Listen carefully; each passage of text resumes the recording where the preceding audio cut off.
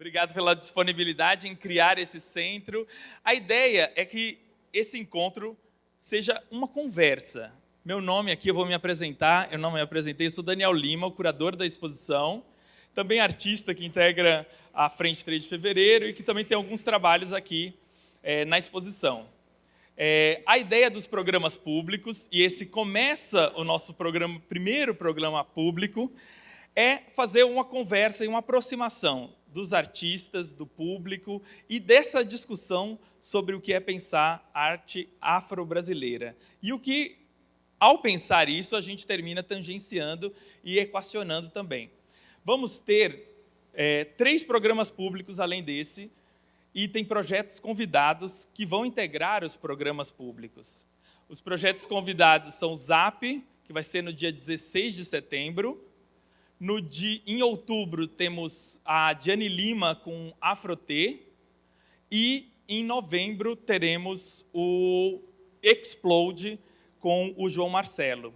Em todos esses, vamos ter conversa com os artistas. Então, aqui a gente fez questão de colocar a Ana, o Dalton, a Rosana, que estão disponíveis hoje para conversar com a gente. Em outros encontros públicos, vamos ter outros artistas, o Jaime está em outro encontro público, o Moisés Patrício, mas, obviamente, isso é uma conversa. A ideia é que a gente não faça aqui uma fala, como muitas vezes institucionalmente se estabelece, ao final, abre-se para perguntas. Não. Muitas vezes esse abre para as perguntas é mais para silenciar do que para dar voz, né? A ideia é que possa se interromper e possa se levantar perguntas e questões no meio da fala mesmo. Essa é a nossa proposição de conversa e de diálogo. Eu tenho que fazer aqui agradecimentos, e aí tem que ter paciência, porque aí eu tenho que falar aqui um texto já montado aqui. Bem, seria impossível pensar todo esse projeto sem a equipe toda do Vídeo Brasil, né?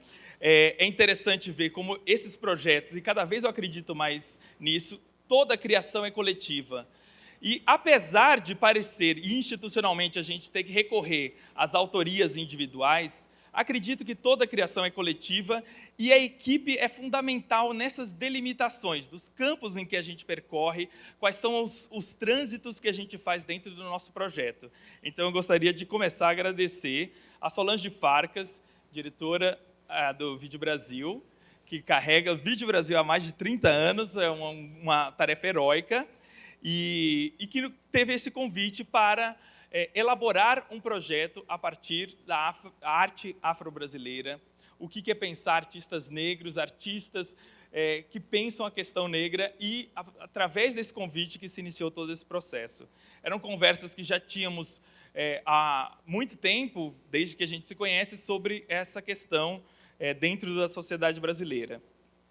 Também eu tenho que agradecer aqui a equipe de produção, a Carolina, a Clarissa, a Marcela, toda essa linha de frente que trabalhou comigo em todos esses desafios de produção que acontecem em todos os grandes projetos. O Rafael, também da parte executiva. Não vou dar sobrenomes, depois vocês olham no site, no painel, ali tem o sobrenome de todo mundo. Também agradeço, é claro, o Gabriel, que é o curador aqui adjunto e que cuida de toda essa concepção curatorial e que foi fundamental para pensar as delimitações também desse projeto, até onde ele vai, de que forma ele pode acontecer. Também a Lila, que fez a proposta gráfica, toda essa proposta gráfica que a gente demorou várias sessões para chegar. Obrigado, Lila. A Débora, que também é da parte editorial, que pensou também toda essa comunicação gráfica, a comunicação de uma forma geral. A equipe de comunicação, que é a Cecília e a Marcele, e que temos também uma comunicadora negra convidada para integrar essa equipe, que é a Maitê Freitas, que também está aqui integrando, ajudando a construir o projeto, também toda essa comunicação do projeto.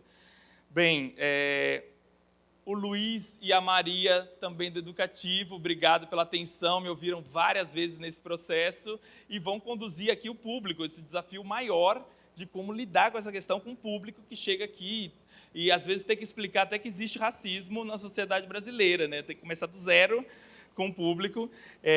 Enfim, devo ter esquecido várias pessoas, toda a equipe do acervo também. A equipe do acervo, todo esse projeto começa no acervo, olhando o acervo do Vídeo Brasil de mais de 30 anos, em que a gente olha e procura sobre os artistas negros, dentro de um hall de mais de 1.200 artistas, menos de 30 negros e negras compõem o acervo. Então, começa o projeto vendo esse grande lapso e pensando a partir disso. Então, o Rui, né, também o Regis, a Juliana e o Jorge, que cuida da parte de vídeo. Bem, ufa, já foram os agradecimentos, vou sentar, gente. Bem, é claro que a gente também eu tenho que me estender aqui nos agradecimentos, porque o processo é longo. E eu tenho que agradecer a família do Sidney Amaral. O Sidney Amaral faleceu em maio desse ano, no meio desse processo, e a família teve toda uma compreensão em ceder as obras, em conseguir colocar as obras e a gente fazer uma grande homenagem ao Sidney Amaral nessa exposição. O Claudinei Roberto, que ajudou também em toda a formatação desse acervo e que cuida até agora desse inventário todo do Sidney Amaral. Então, é fundamental. Também um agradecimento histórico a todos os negros e negras artistas que abriram caminho para a gente estar aqui. Fundamental a gente imaginar que essa é uma trajetória de séculos de desprivilégios e de um grande desafio em colocar essa representação e contar essa história a partir da perspectiva negra.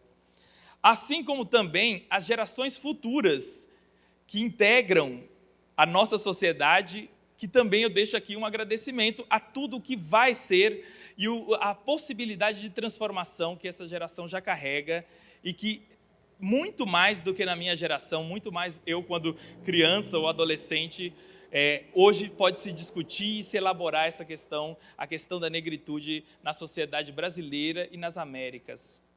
E todo o pensamento sobre descolonização. Bem, ufa, eu acho que é isso. Esses nossos filhos, netos, bisnetos vão fazer o mundo mais do nosso jeito, acredito nisso.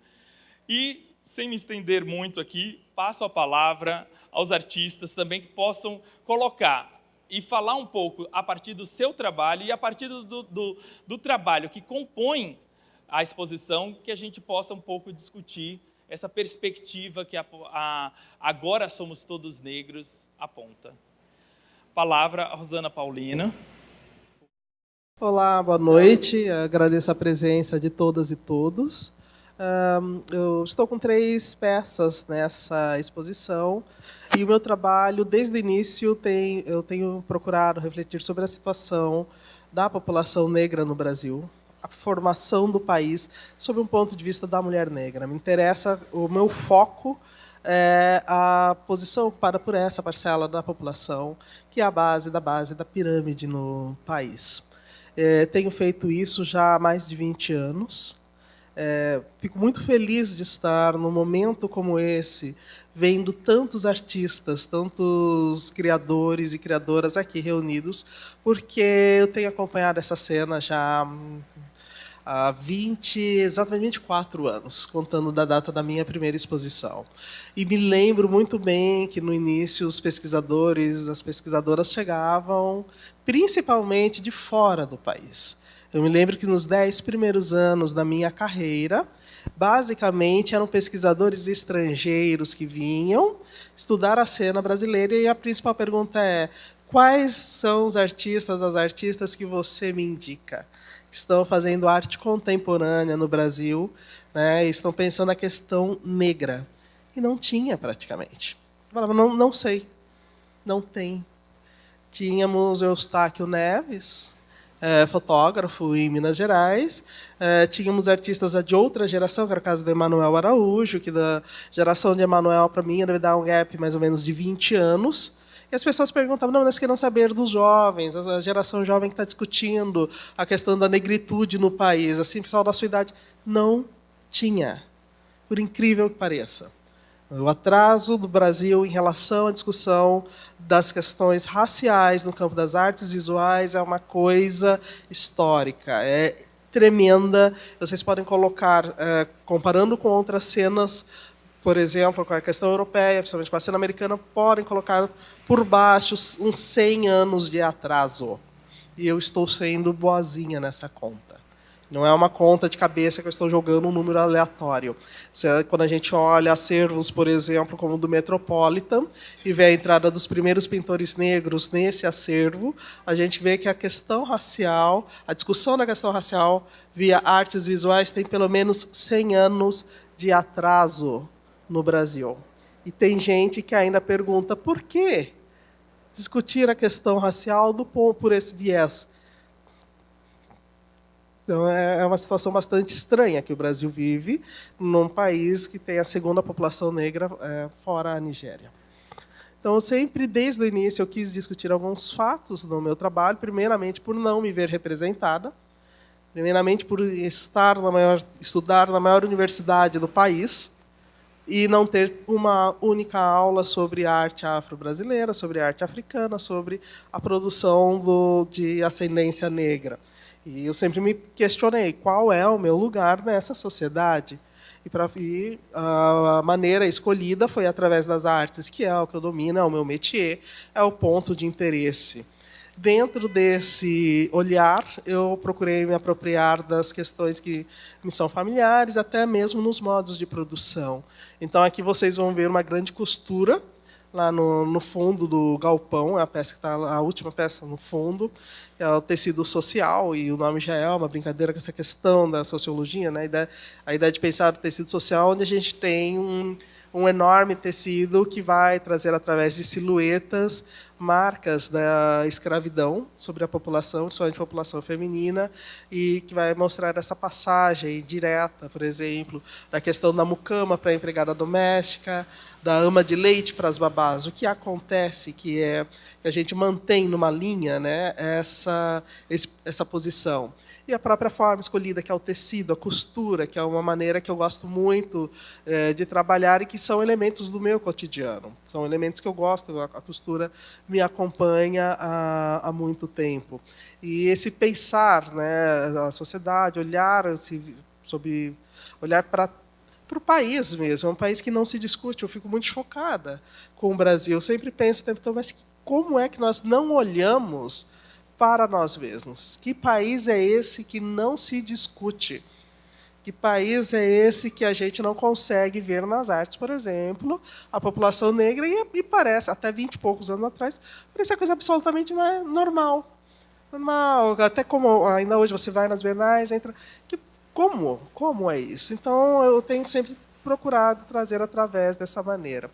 E nós temos também 2 desenhos que o Daniel escolheu.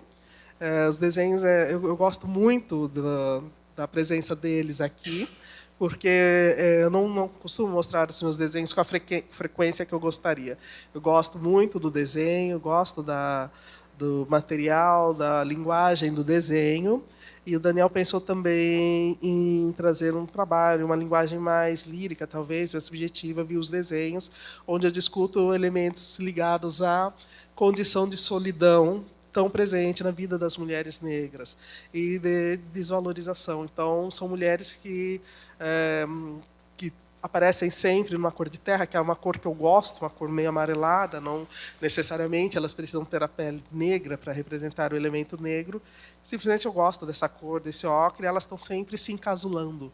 É como se fossem aranhas, grandes aranhas que vão se protegendo através da emissão de um fio que sai dos olhos, sai da boca, e que, no momento, vai se encasulando, e que, em um dos desenhos, em outro dos desenhos, protegem, vão formando um casulo ao redor de um coração.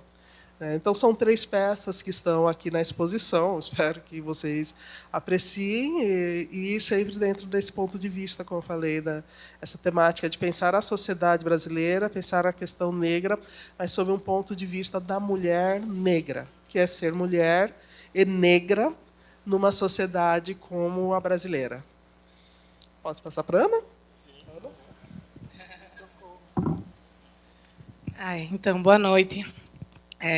Vendo a Rosana falar, eu me lembrei de um episódio que aconteceu em Recife, há uns 2 anos, mais ou menos, que teve a virada do Ano Novo, 2015, e eu recebi uma ligação de manhã em casa de uma menina de uma galeria pública que existe lá, e ela me disse: Ana, a gente está te ligando porque tem um curador haitiano na cidade que quer ver o trabalho de artistas negros e a gente só está lembrando de você e de um outro colega da cidade. E eu fiquei assim uns 15 minutos pensando sobre isso e me questionando muito como é que essas coisas acontecem, porque, embora a gente pense, tu coloque esse gap que existe aí de 20 anos, o que eu sinto, de certa maneira, é que a gente não tem mais artistas negros circulando nas artes visuais porque a gente não olha para a produção da juventude popular urbana, porque a gente não considera, né, do tipo, toda uma expressão de arte que está na rua e que é visual e que, por exemplo, Recife é uma cidade que não tem, assim, tem museus, tem galerias, mas não tem com a estrutura que existe aqui em São Paulo. Então, eu me formei visualmente na rua, vendo grafite, vendo as pinturas da moçada na rua, o trabalho de Derlon, o trabalho de Galo de Souza, né? Vendo o trabalho de diversos outros artistas que usavam o espaço urbano enquanto forma de expressão. E, por ter dado aula também em diversos projetos sociais que trabalham com essa temática, era muito louco ver a disparidade, né, desse tipo de produção. Assim, a gente aqui estava conversando na coletiva de imprensa e eu me perguntava quantos artistas negros no Brasil hoje efetivamente têm condições de circular, né, dentro dos espaços da arte, da maneira como eles estão articulados hoje, que você vai fazer uma residência artística, você tem que custear a residência artística. Você vai fazer diversas exposições, você tem que custear essas exposições, né? Muitas vezes esses artistas, embora tenham trabalhos super bonitos, eles mal têm condições de custear a própria pesquisa que eles estão fazendo, né, nas entranhas aí do Brasil, né? Quanto mais de bancar todo um processo, toda uma demanda de circulação que é necessária. Então, o próprio sistema, da maneira como ele é estruturado, da maneira como ele é articulado, ele não permite que a gente esteja aqui, né? E eu não consigo pensar a nossa presença nesse espaço sem questionar isso também, sem olhar para isso criticamente, sabe? E, de certa maneira, quando o Daniel me convidou para a exposição, ele queria que eu trouxesse um outro trabalho, né, que já estava circulando aí há uns 5 anos, e aí eu propus a ele uma ruptura, porque as pessoas, em geral, me conhecem como fotógrafa e, de fato, é a minha atividade principal.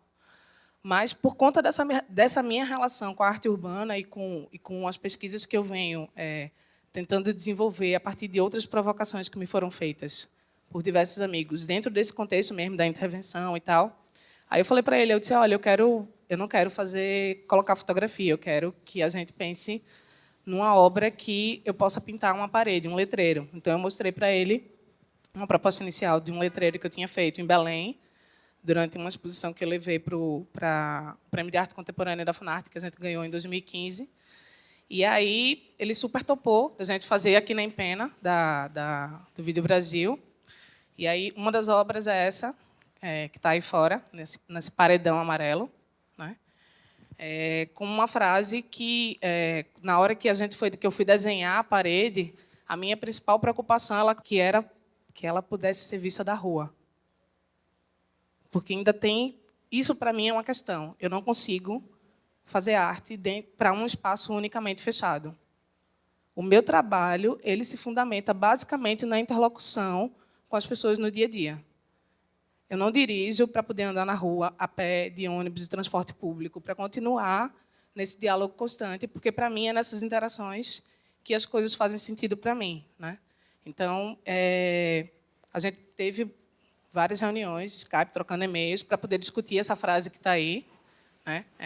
Que bocas alimentam fé em consumir corpos que levam fumo, né?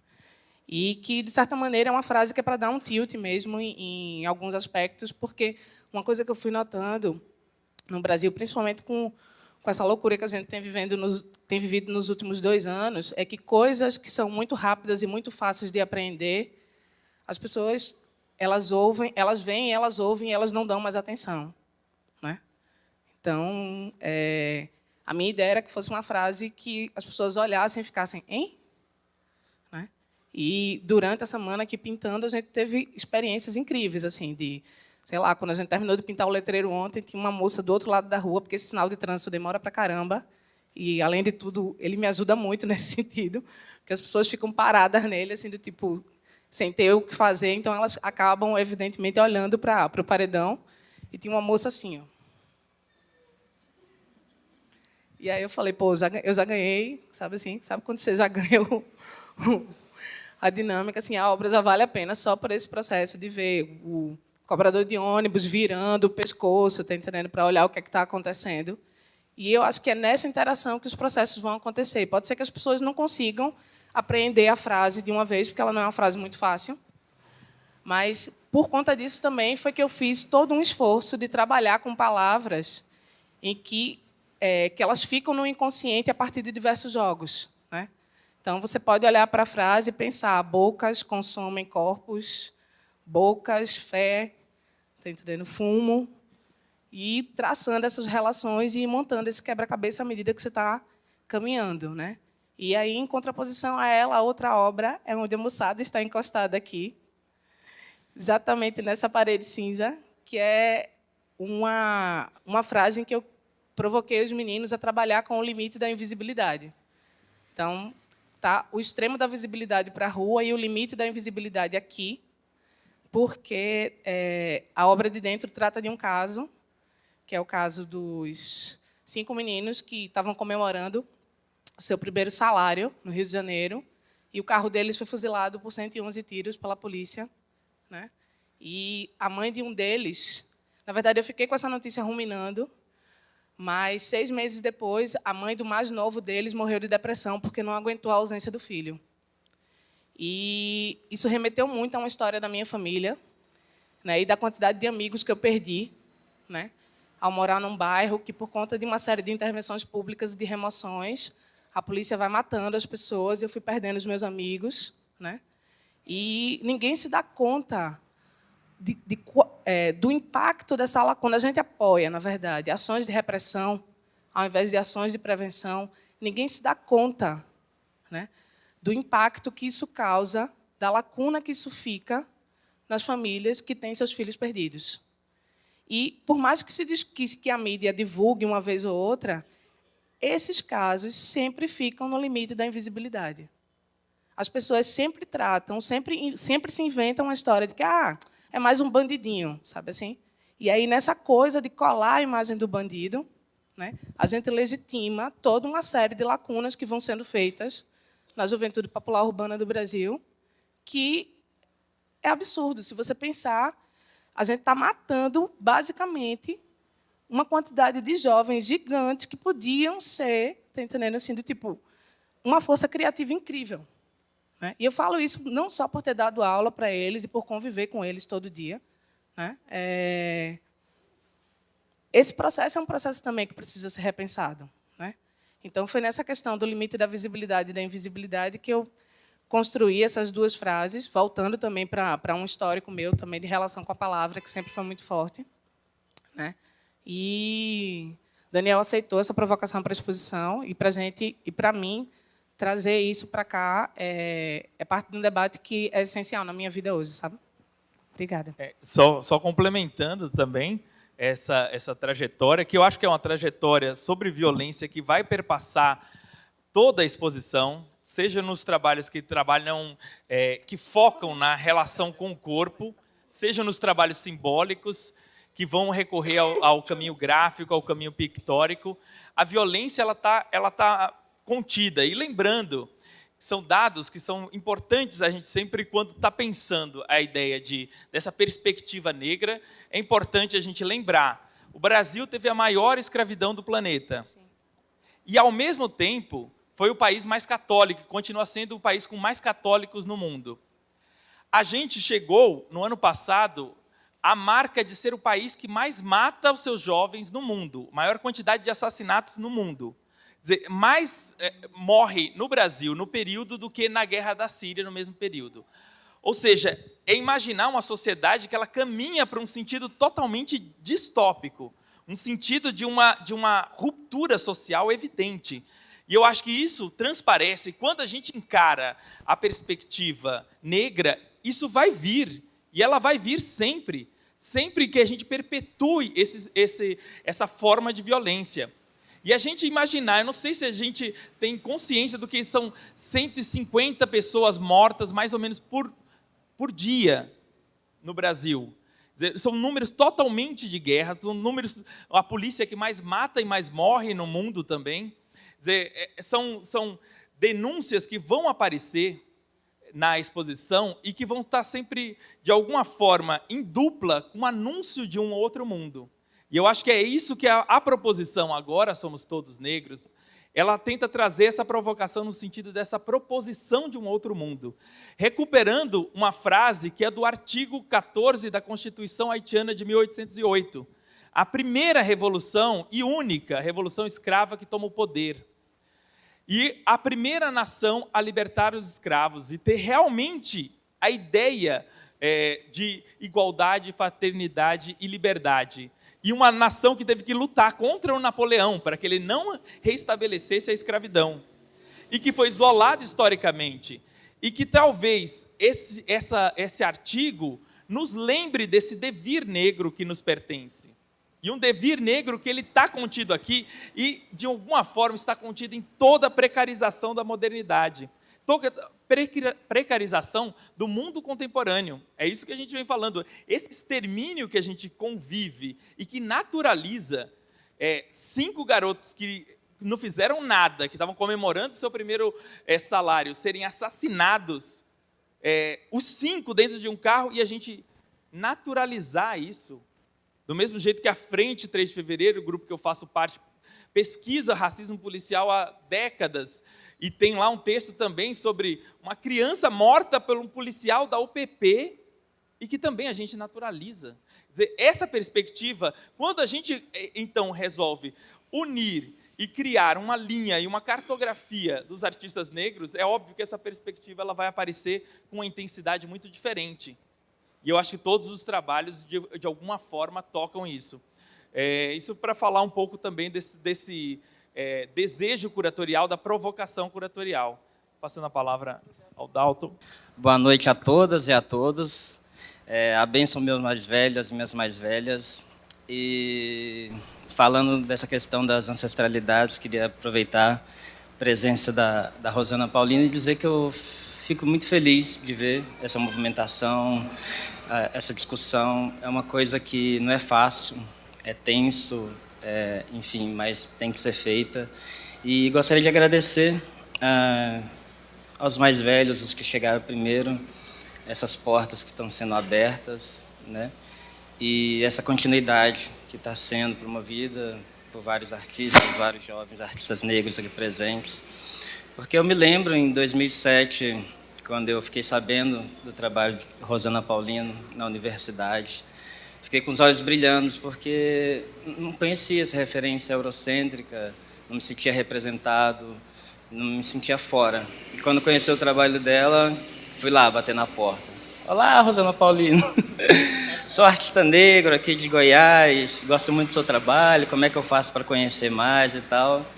E até hoje não saí, né, do pé dela, o chicletinho, mas da importância, né, dos mais velhos, desse ensinamento, algo que é tão importante na religião de matriz africana, de onde eu tiro as minhas referências de corpo negro, que é o terreiro, que é o quilombo, os subúrbios, as festas populares, como a gente tem lá em Goiás, em Minas, da Congada, onde eu faço referência a esses corpos de alimento no meu trabalho, pensando muito o corpo silenciado, esse silenciamento, e esse silenciamento, para mim, é uma enfermidade.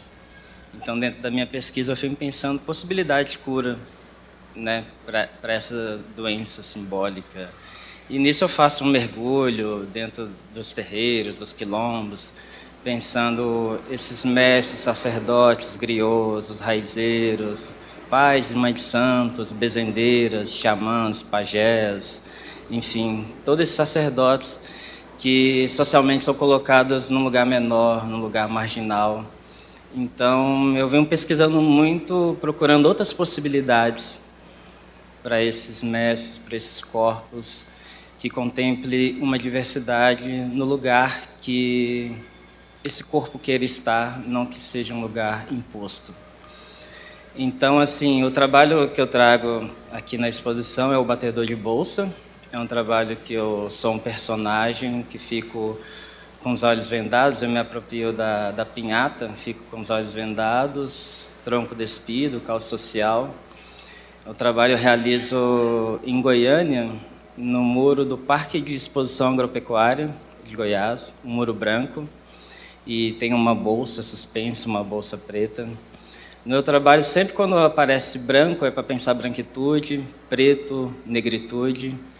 E ele é um trabalho de 2011 e surge de uma situação específica, entre várias, que acontece até hoje, situação de racismo, que eu estou entrando numa distribuidora de bebidas e tem uma madame comprando cervejas caras, enfim, e ela me olha da cabeça aos pés. E a bolsa dela estava dentro do galpão, dentro da distribuidora, e tinha um funcionário no fundo, no freezer, fazendo as arrumações, organizando, e ela dá um grito: vigia minha bolsa. E daí eu faço esse trabalho meio que uma vingança, para pensar também, para questionar, para tensionar, né?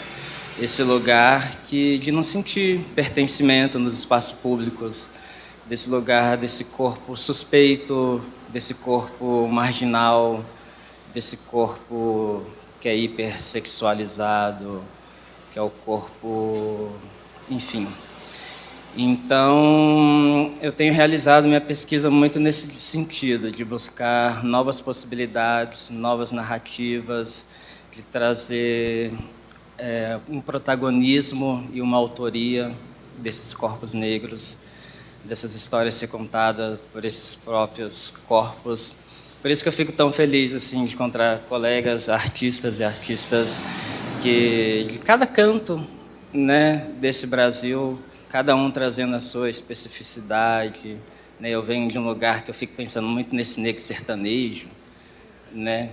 Enfim, é um país tão grande e é interessante porque e complicado ao mesmo tempo, porque sempre bate um olho para mim e fala: o artista baiano, né? E tem negro no Brasil todo, né, gente? Tem essa especificidade, tem o negro de São Paulo, do Rio, da Bahia, do Acre, do Sul, enfim, né? Mas aí é isso.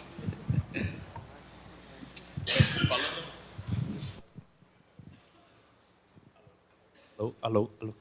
Bem, falando também a partir dessa perspectiva, né, regional, não à toa o trabalho do Luiz de Abreu abre a nossa exposição, com toda a força que ele tem de reconstruir e desfazer os estereótipos, ironizar esses estereótipos dentro da cultura nacional, né, dentro do Brasil, esse Brasil distópico que a gente está falando, e trabalha com a ideia da bandeira nacional como um elemento cênico, né? Então, um dos conceitos também da exposição foi ter uma certa abrangência nacional. Fazer primeiro um recorte que fosse dentro da arte brasileira, e aí o Brasil ele também oferece um devir mundo, né, do Brasil. Esse devir que, ao mesmo tempo, um devir de uma extrema distopia que toda a contemporaneidade caminha, uma falência dessa capacidade do capitalismo realmente incluir a todos, de fazer todos parte de uma mesma sociedade. A gente vive uma sociedade hipersegregada e o Brasil anuncia isso. Mas o Brasil também tem esse anúncio de uma ideia, de um ideal de democracia racial, que muitas vezes é o véu a ser desfeito, e eu acho que a gente tem um belo exercício nessa exposição a partir do desfazer desses véus, mas também um ideal que é importante e que oferece uma perspectiva para um mundo diferente. Uma perspectiva que é bem específica do Brasil. Se a gente conversar com os jovens, as crianças, adolescentes, todos vão a defender a ideia de uma democracia racial. Por mais que ela não se realize, ela continua existindo como um ideal. E um ideal que realmente a gente tem que transformar, o que é uma utopia, em práticas. E essa transformação, ela, como eu falava com o Sato, dos Jornalistas Livres, e que também integra a Frente 3 de Fevereiro, essa transformação ela é micropolítica. Em última análise, a gente tem todo um esforço que pode acontecer macropolítico, políticas públicas realmente que possam transformar a realidade, mas tem um efeito muito mais profundo, que é a transformação cultural. Cultura não se elimina com decreto. Cultura é realmente uma prática de perspectivas, de instaurar novas perspectivas. E aí, nesse sentido, essa micropolítica que os trabalhos de arte propõem, mesmo nos seus gestos mais simples, podem ser muito efetivos no sentido de oferecer outras miradas do mundo, outros lugares onde a gente pode se colocar para ver o mundo. E esse domínio da visão de mundo é talvez o principal resquício da ideia colonizadora. Quer dizer, nunca houve o pós-colonial, nós sempre fomos colonizados e sempre vivemos eternamente a luta de descolonização. Também não à toa o trabalho do Jaime inteira o centro da exposição com um mapa que traz toda essa ideia de colonização e descolonização. Quer dizer, a forma de produzir e legitimar o conhecimento, seja através das artes, seja através do conhecimento científico, ela é uma forma que ela está eurocentrada, pensada de maneira patriarcal, e ela tem que ser desfeita de várias maneiras, né? É um exercício constante em desfazer isso. E aqui a gente traz, quando na montagem toda e toda a concepção, eu sempre falei para toda a equipe, gente, vamos tirar essas paredes. Tinha uma série de paredes que dividiam o espaço, claro, tem que espacializar diferentes exposições. Mas nesse caso, é importante a gente mostrar uma única nave, essa nau que carrega todo esse universo quilombola, esse universo de contaminação entre os artistas, de uma trama que é única no momento brasileiro, uma trama de artistas de arte contemporânea que produzem sempre em diálogo com os seus contextos sociais, com a rua, e que se conhecem e que se articulam. Então, a gente tem que mostrar isso espacialmente também. Essa ideia quilombola, ela tem que estar não só no título da exposição, na referência ao Haiti, mas ela tem que estar também nesse convívio, nessa ideia do convívio dos trabalhos. E é nesse sentido também que eu acho que a aposta dessa forma de descolonização é o empoderamento dessas lutas todas dentro de um universo comum. E, nesse sentido, o X, que aponta não só para a discussão da negritude, mas a discussão de gênero e a discussão de transgênero, que tem que ser equacionadas. Tudo, afinal, é uma grande estrutura de dominação e do qual fazem parte todos esses povos e grupos que não são minorias, foram minorizados. A gente tem que sempre relembrar isso na América, que na América a gente não os negros não são minoria. Não, são maioria no Brasil. Os indígenas não são uma minoria. Esse discurso do reconhecimento cabe em alguns lugares do mundo como minorias. Nós aqui somos maiorias, assim como as mulheres também são maiorias. Então, são processos de minorização que é exatamente através desse fazer micropolítico que a gente aciona essas transformações, acredito, né, nessas transformações de mundo. Vou convidar também o Jaime a uma palavra breve. Boa noite. Vou ser redundante de novo, como todo mundo falou, é um prazer, né, estar aqui, assim, é uma coisa... Ainda mais do lado da Rosana, você igual o Dalton também, ali, desculpe, Rosana, mas a verdade é ponta de lança, né, vai abrindo e... Não sei, mostrando a possibilidade de existir enquanto artista, existir enquanto pessoa e, com isso, problematizar. E eu acho que, um pouco falando, eu fui me descobrindo enquanto pessoa fazendo o meu trabalho também. Então, eu acho que ele é assim como o Dalton fala de uma cura, ele também é um autodescobrimento, assim, de desconstruir, descortinar várias coisas que eu achava que sabia, para descobrir outras que eu não sei e continuar insistindo nesse não saber. Eu acho que, assim como a Ana também, quando o Dani me convida para mostrar os trabalhos na exposição, a gente pensou em mostrar um conjunto dessas bandeiras que eu já faço, pensando a formação do solo brasileiro, através dessa colonização que persiste até hoje. Mas elas são de tamanho menores, a gente achou que seria melhor mostrar uma bandeira que fosse direto na parede e pegasse como uma escala do corpo, né? Então, colocar no domínio do corpo essa presença colonizadora e essa presença que é edificante e estruturante na sociedade brasileira, que fundamenta o racismo, os estupros, o machismo, a misoginia, a homofobia, o preconceito de gênero, todas essas coisas que têm a sua estrutura básica numa ideia de colonização, numa ideia de modernidade. Então, também colocar que o mundo moderno ele nasce a partir das navegações, das invasões, e isso persiste até hoje. Então, concordo com o Daniel, que partilha do pensamento mundial, a gente não vive o pós-colonial. O pós-colonial só existe para o opressor. Então, a gente só pode falar que existe pós-colonial se a gente estiver olhando do lado de quem venceu, não do lado de quem é minorizado, de quem é precarizado, escravizado, exterminado. Então, eu construo esse mapa, que é o primeiro mapa do Brasil, de 1519, que era o mapa que Dom Manuel presenteia o Império Austríaco. E, com isso, eu vou refazendo com Pemba, que é um giz utilizado nas religiões de matriz africana. E a utilização da Pemba é para mostrar que essa resistência colocada às religiões de matriz africanas, ela só se dá por causa de uma violência primeira. Então, é também mudar o prisma de discussão das religiosidades afro-brasileiras.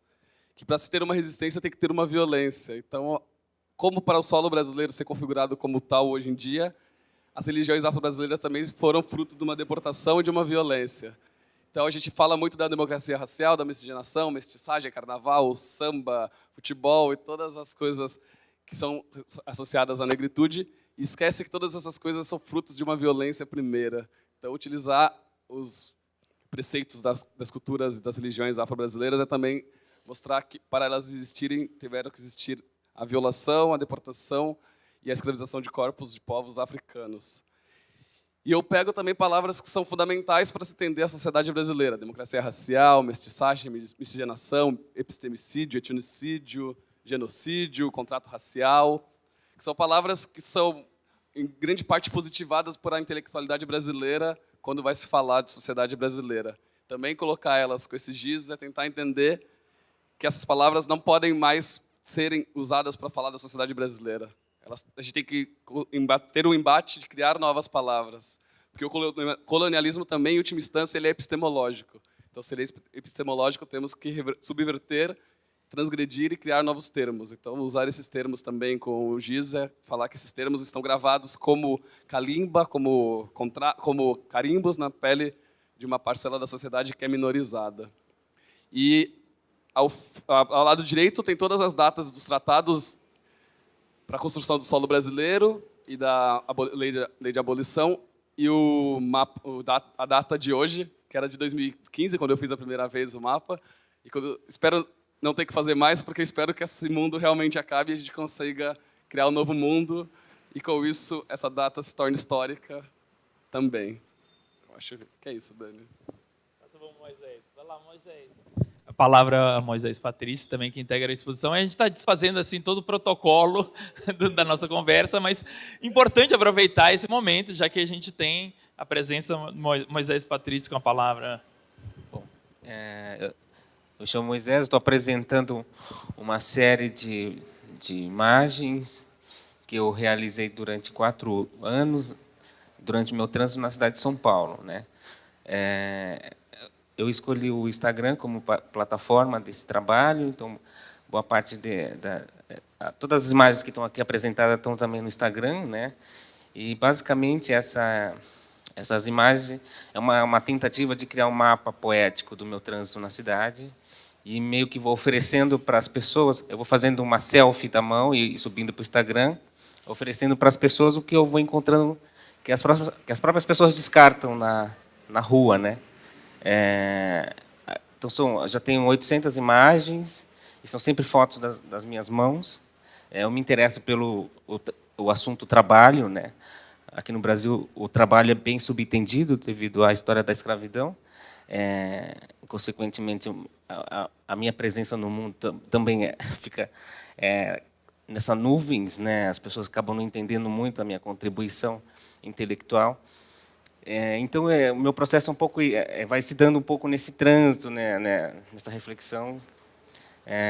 que vai gerando a partir dos meus embates com os espaços públicos e privados, e, enfim, acho que é um pouco isso. Muito bem. Gostaria de também romper o protocolo e convidasse a dona Maurinete, fundadora da Frente 3 de Fevereiro, que integra as bandeiras onde estão os negros, que temos na exposição, quiser falar um pouco. Primeiramente, eu quero agradecer e ver, né, pelos cabelos brancos e roxos, ver que eu sou uma daquelas ancestralidades, né? Mas não sou tanto, não, né? Mas o que eu queria dizer é, primeiro, eu realmente fico muito contente porque hoje vejo as pessoas tomando o lugar da fala. A primeira coisa que eu acho mais importante hoje é a tentativa da invisibilidade, essa é uma coisa, e a outra coisa é a questão tomando o lugar de fala. Quando você toma o lugar de fala, isso para mim hoje é importante. Alguém vai desocupar esse lugar. Então, alguém vai deixar de falar por nós. Então, nós vamos contar uma história que não foram contada. Porque eu acho que todas as mulheres, sobretudo eu estou falando das mulheres negras, que hoje é o grande viés meu, é o seguinte, elas sempre são lutadoras, elas sempre são sobreviventes. Porque sobreviver, criar o filho para exatamente sair daquela idade de sobrevivência e explicar para ele sobreviver, realmente isso é uma luta. Toda e qualquer mulher negra, ela ela tem essa coisa, ela é uma sobrevivente, ela tem. O que falta, e que hoje eu vejo, é ela se unir e ver exatamente que outras mulheres também fazem a mesma coisa. Então, nisso é a questão da frente. A frente vem disso. Vem daquela grande proposta do Flávio Santana e dizer assim, olha, você estuda, você faz isso e você não acontece nada com ele. Então, é exatamente isso. O Flávio Ferreira Santana, o que foi?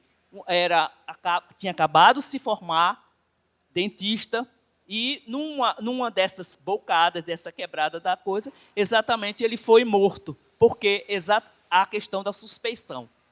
E, a partir daí, a sociedade começou a colocar, porque ele era um rapaz ímpar, não é?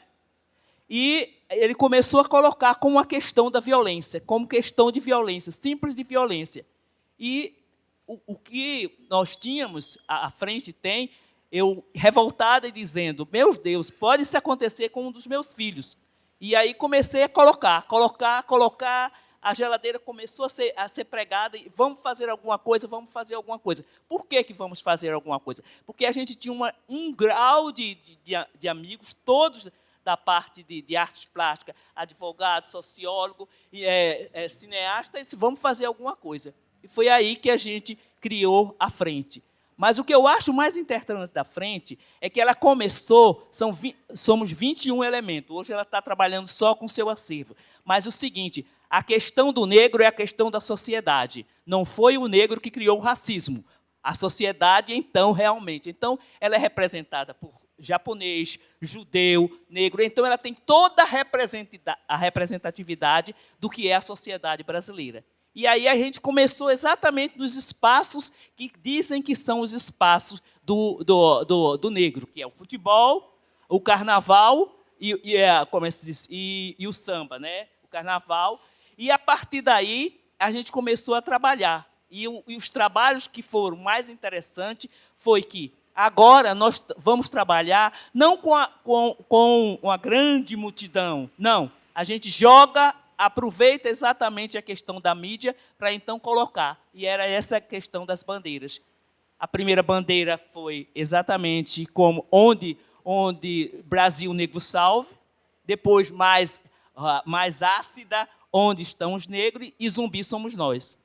Então, e aí a gente começou a fazer o espetáculo Futebol, que a gente apresentou aqui a primeira vez, que foi no Sesc, fomos para Berlim.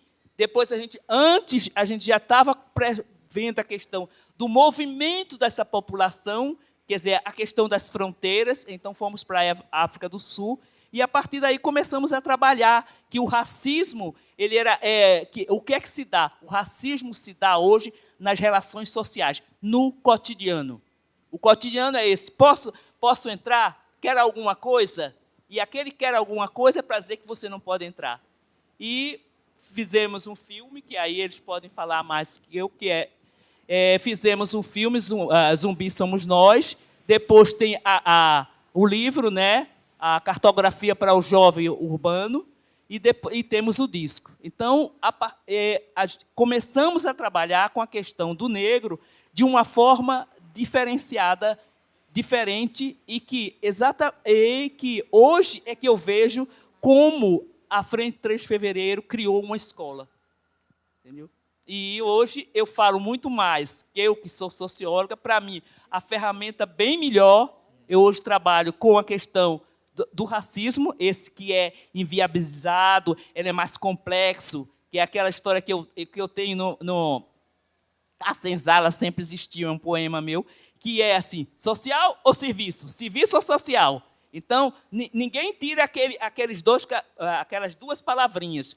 Exatamente, ela está muito mais internalizada. Então, hoje em dia, eu trabalho com a questão da mulher negra, que é exatamente isso, é uma questão muito séria, entendeu? É onde se dá toda a questão do femicídio e a questão de uma questão séria, que está se matando. Que país é esse que mata a população eminentemente produtiva de 14 a 29 anos? Continua-se a matar e a sociedade acha muito natural. Por quê? Caracterizou, tem passagem pela polícia. E isso nós vamos fazendo. Então, eu digo que hoje em dia a gente tem um extremo. Ou a criança morre com não é aquela história das doenças infecto-contagiosas, se ela sobrevive de 14 a 29 anos, ela morre pela mão da polícia e assim se dá. E assim vai se dando. Então, essa população... E hoje a gente vê toda uma juventude, toda uma coisa... falar das redes sociais foram muito importantes. Então, o que eu acho que precisa se entender é que, ao a gente falar em empoderamento, a gente falar em lugar de fala, a gente tem que conseguir falar a questão da branquitude.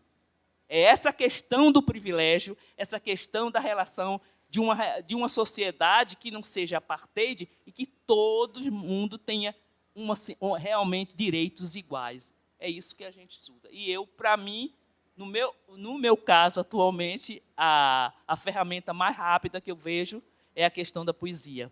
Para mim, eu acho é uma ferramenta que trabalha no simbólico, que vale muito mais do que eu estar fazendo um debate, um discurso. Obrigado. Muito obrigado a todas e a todos. E vamos aproveitar a exposição. Agradeço a presença de todos os artistas, disponibilidade novamente para mais um convite para a fala e para a presença. Obrigado pela presença de todos e todas.